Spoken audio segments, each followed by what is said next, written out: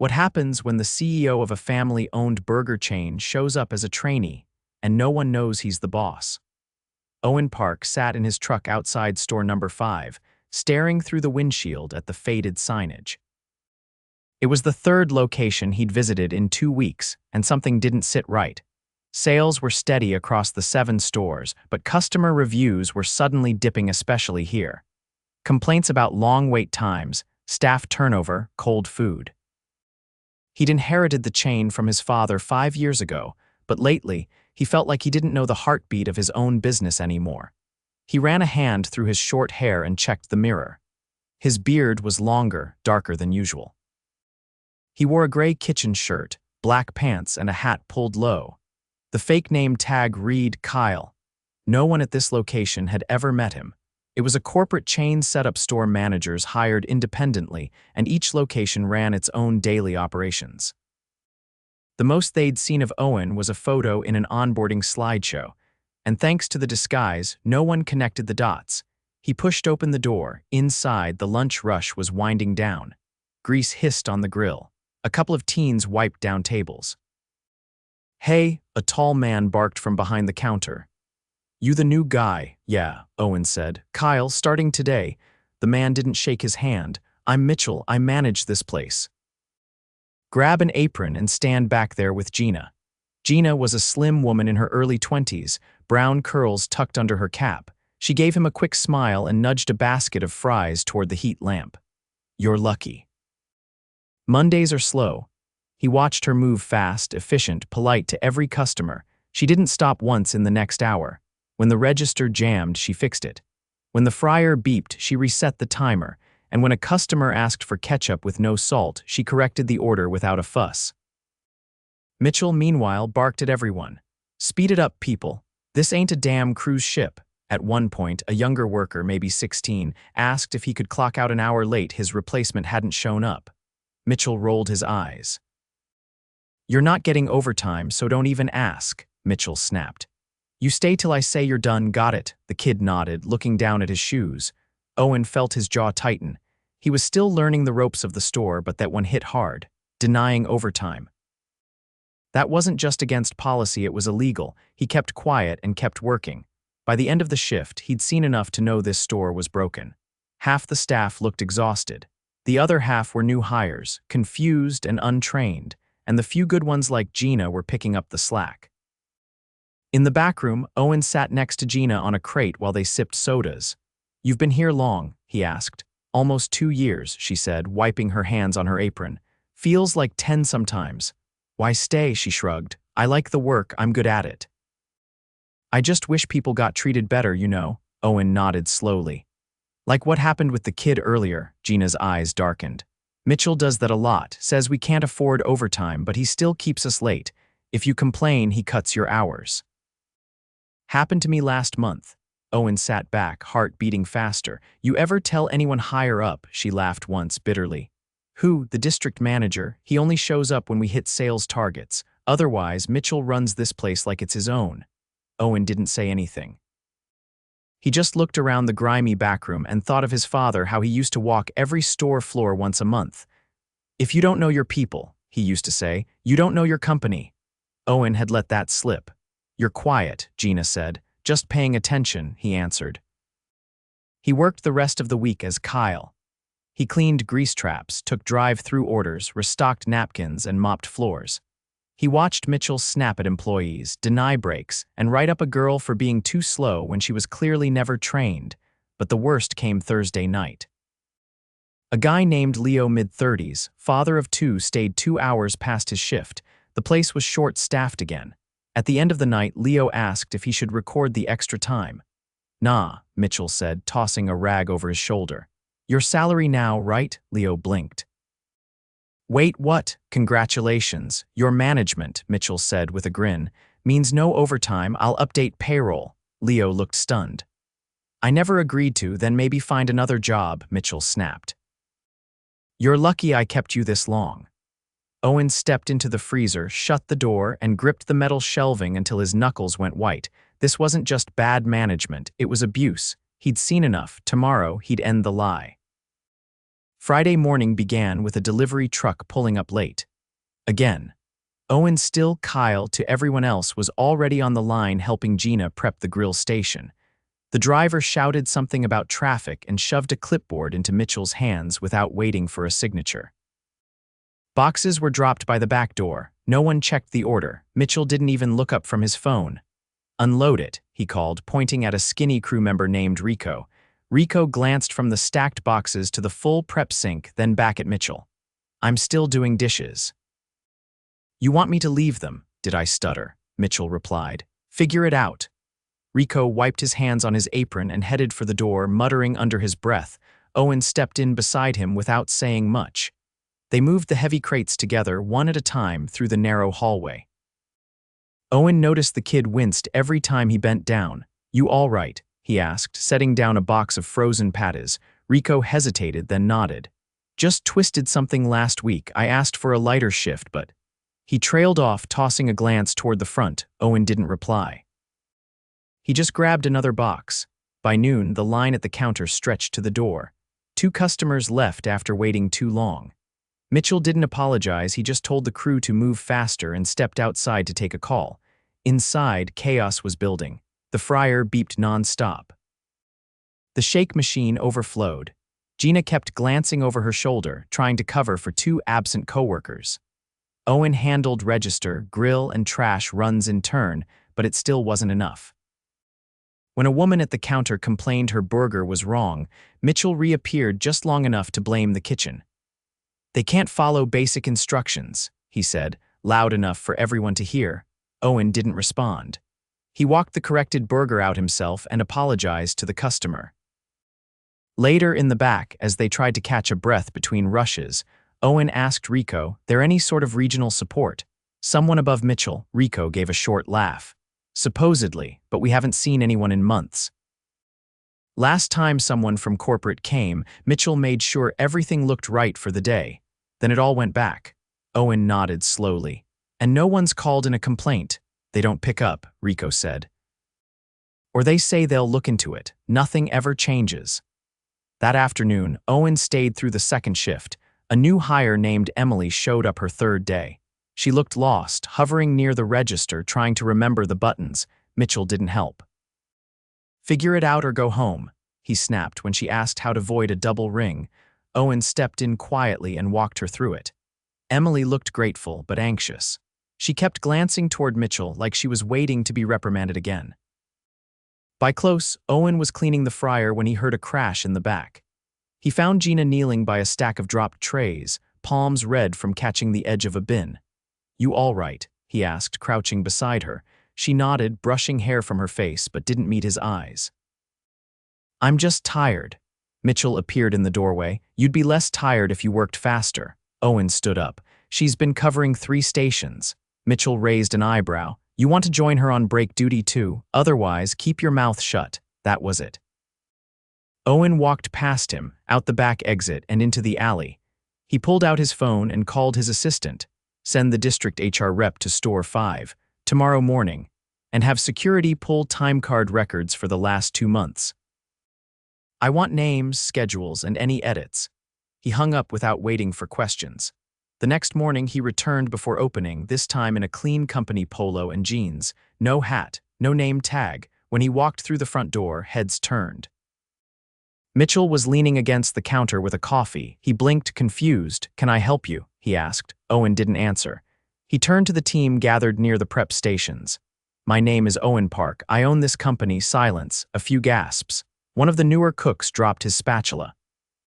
Gina froze in place, eyes wide. Mitchell's face drained of color. "I've been working here undercover for the past week," Owen continued. "I've seen enough." He turned back to Mitchell. "Step outside, now." Mitchell opened his mouth as if to protest, but Owen cut him off with a look. Wordlessly, Mitchell followed him into the alley. Owen didn't waste time. "You've been denying overtime, threatening employees, misclassifying hours, discriminating by seniority and age. Do you deny any of that?" Mitchell shifted. "Look, I did what I had to. We've been short-staffed." "People don't want to work anymore. You're done here," Owen said. "Effective immediately. Security will escort you out. HR will be in touch. You're not allowed on the premises again." Mitchell blanched. You can't just fire me, I already did. He walked back inside without another word. The crew was silent as Mitchell was led out by company security. 10 minutes later, Owen stepped behind the counter, looked around at the stunned young team. I owe you all an apology, he said. This store has been neglected, and I let it happen. He nodded toward Gina. You kept this place running. That didn't go unnoticed. She looked down, overwhelmed. You're going to be the new shift lead, effective today. Additional pay, full training support. Her eyes welled, but she nodded. Owen turned to Rico. We're getting you a medical checkup on company time. If you've got an injury, we'll cover treatment. No more lifting deliveries alone. Then to Emily. You're not supposed to learn under that kind of pressure. We'll assign you a proper trainer. And you'll be paid for your full hours every single minute. He paused, letting the weight of his words settle. From now on, this store follows every policy to the letter. Breaks, overtime, training, respect. If anyone violates that, report it directly to my office. You'll have a contact card by lunch, and I'll be back, regularly. He looked around the room, then added, this place can be better, but that starts with leadership, and that starts with me. The room stayed quiet for a moment, then Gina spoke. Thank you. Owen nodded once. Let's get to work. He rolled up his sleeves and stepped into the kitchen. By Monday, the store felt different but not fixed. The crew came in quieter than usual, unsure where the lines now were. With Mitchell gone, the absence of his constant shouting left a kind of vacuum. There was no one barking orders, but also no clear structure. Schedules were still shaky, and the prep list was behind before the doors even opened. Owen returned early, this time not as a mystery trainee, but in his actual role owner. He wore a plain gray polo with the company logo stitched at the chest, no fanfare. He didn't stand at the front or make speeches. He clocked in at the back and started pulling inventory lists. Gina showed up 10 minutes early, rubbing her eyes. She looked at the whiteboard, frowned, and dropped her bag in the office. Morning, Owen said, glancing at the shift schedule. There's no opener for drive-through, she replied. Again, I noticed, he said. I'll take it until backup arrives. Gina hesitated. You sure? Until we find someone better, he said, grabbing a headset. The next few hours moved quickly. Orders stacked up. Rico arrived limping slightly, but with a brace on his ankle. He didn't complain, just nodded at Owen and fell into the back line, prepping toppings. By mid-morning, a young woman walked in wearing a blazer and carrying a clipboard. She introduced herself as Margot from HR. She didn't announce anything publicly, just quietly pulled Owen aside and handed him a folder. These are the logs you asked for, she said. Payroll edits, time card overrides, and complaints filed in the last 90 days. Owen flipped through the pages. Names jumped out: Leo, Gina, Rico, each with handwritten requests for corrected hours or break violations. Most had been marked resolved by Mitchell. None were actually fixed. Also, Margot said, lowering her voice, we found something else. He'd been pressuring some staff to clock out early, then stay behind and clean off the clock, threatened to cut hours if they didn't. Owen closed the folder. We'll be reporting that to legal, Margot nodded. Already in motion. I'll make sure everyone here gets a clean slate moving forward, and back pay where it's owed. He thanked her and slid the folder into the office drawer. At noon, Leo returned for his shift. He looked uncertain walking through the back door, like he wasn't sure he still had a job. Owen waved him over. Got a few minutes before the lunch crowd picks up, Leo nodded. They stepped into the break room. Owen handed him a printed pay stub. That's the corrected amount for the last 3 weeks, including the hours Mitchell didn't log. It'll be in your account by tonight. Leo stared at the paper, then looked up. I didn't think anyone would actually do anything. You shouldn't have had to wait, Owen said. You were listed as promoted without consent. That's being corrected across the system.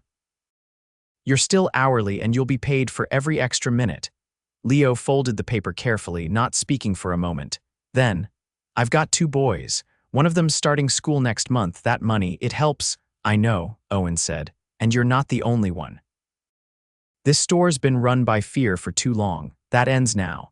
Leo nodded and left to wash up. By afternoon, the flow of customers picked up.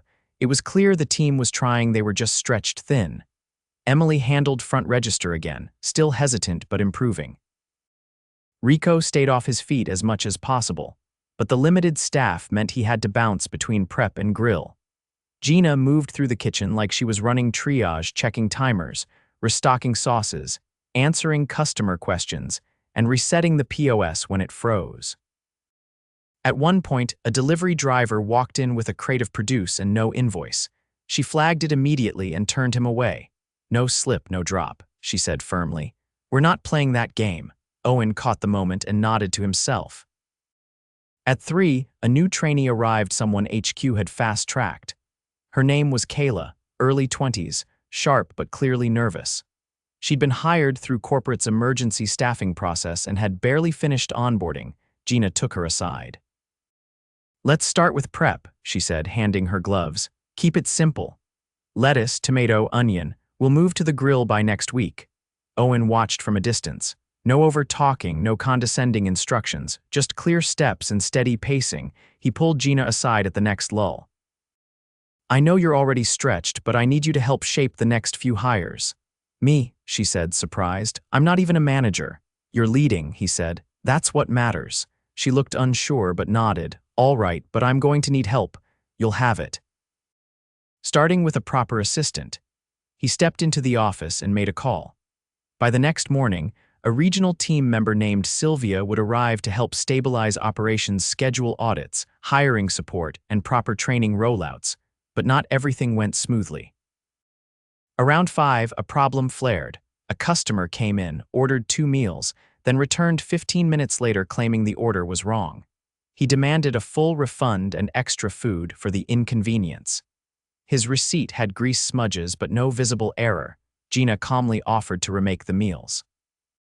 "That's not enough," the man snapped. "I want double what I paid for. This place always messes up." Owen stepped in. "I'm the owner," he said. "Happy to make this right if we're at fault, but I need to see what was wrong with the order." The man's tone turned defensive. "You calling me a liar? I'm saying we take complaints seriously," Owen replied, "but we also verify them." The man cursed under his breath and shoved the bag toward the counter. Owen opened it, 2 finished meals untouched. "This isn't a refund," Owen said. "This is theft."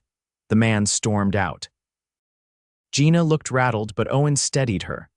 "You handled it right. You were calm, firm. That's leadership." She exhaled, then turned back to the line. That evening, after close, the team gathered in the dining area. Chairs stacked, floors mopped, lights dimmed. Owen stood by the register, holding a clipboard. "We're not there yet," he said. "We're short-staffed. We're behind on training, and I know every one of you is carrying more than your share." No one spoke. They just listened. "But what I've seen this week proves this team is worth investing in. You've held this place together under pressure no one should have had to face. That changes now." He handed Gina a laminated card. "This is your official promotion, Assistant General Manager, with full pay adjustment. We'll post the opening for GM, but you'll operate the store with our support until we find the right candidate. You'll have final say on scheduling, hiring, and daily ops." She didn't say anything at first, just nodded slowly, eyes locked on the card. "To the rest of you," Owen continued, "expect changes. You'll get proper time off. We're hiring. And we're installing a new feedback system that goes directly to headquarters. No more gatekeeping." Rico raised a hand. "What happens if the next manager's like the last one?" "Then they're gone," Owen said simply. "We will not tolerate abuse, ever again." Leo added, "You going to check up on us?" "I'll be back," Owen said. Unannounced, often. No one cheered, no one clapped, but the room felt steadier. They didn't need promises. They needed proof, and Owen was ready to give it. The following week began without ceremony. The weather turned humid, and the AC in the front lobby struggled to keep up.